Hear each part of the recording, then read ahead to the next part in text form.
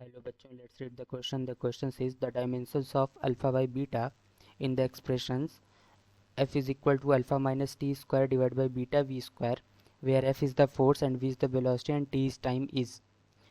So इस question को solve करने का की कॉन्सेप्ट क्या होगा? की concept is basically applications of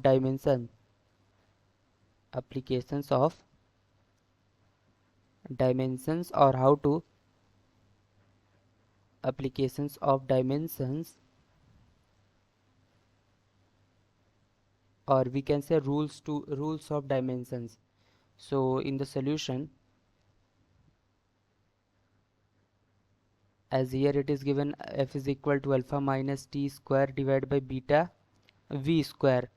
So first rule यहाँ पे हम ये देख सकते हैं कि अगर दो सेम डायमेंशन के क्वांटिटीज़ को हम सब्ट्रैक्ट कर सकते हैं या फिर ऐड कर सकते हैं। तो यहाँ पे अल्फ़ा माइनस टी स्क्वायर दिख रहा है, दैट मीन्स अल्फ़ा का डायमेंशन और टी स्क्वायर का डायमेंशन सेम होना चाहिए। दैट मीन्स अल्फ़ा का dimension should be equal to T square के डायमेंशन के। तो यहाँ पे अल्फ़ा का डायमेंशन मिल गया।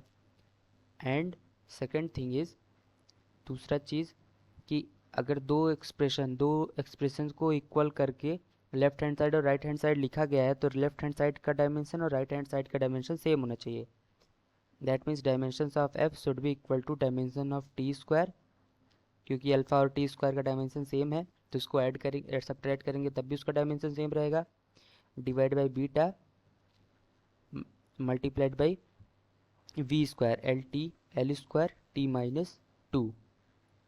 तो यहाँ से अगर हम बीटा का डायमेंशन निकालें तो बीटा का डायमेंशन हो जाएगा T square divided by dimension of force multiplied by L square T की पावर माइनस टू। तो यहाँ से ये हो जाएगा टी स्क्वायर, फोर्स का dimension M L T minus two L two T minus to.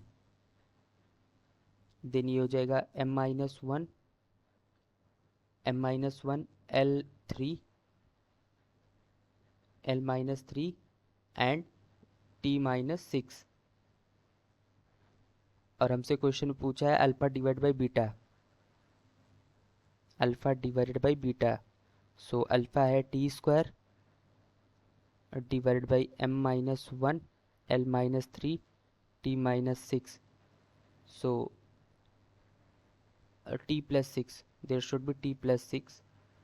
सो यहाँ पे हो जाएगा M L three T minus 4.